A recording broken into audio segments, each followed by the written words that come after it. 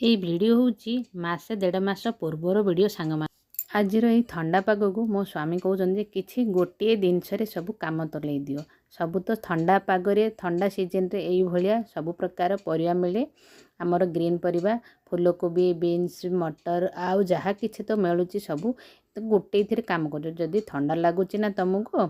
आमपाई यही जिनस ही सहज हम जल्दी जह आउ ठंडा जिनस तो ठंडा दिने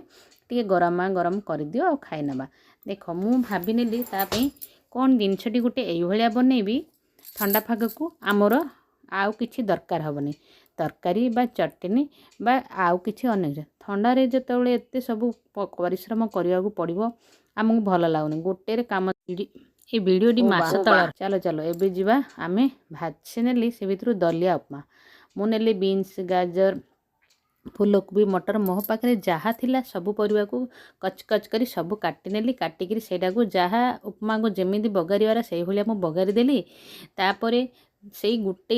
प्रोसेस रे ही मु ताई ऊपर ही पकईदेली दलिया जी दबार अच्छी दलिया को देकरी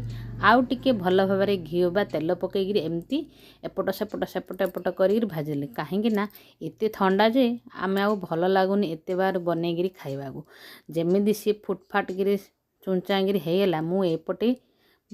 गरम पानी बसई थी ता ऊपर पकईदेली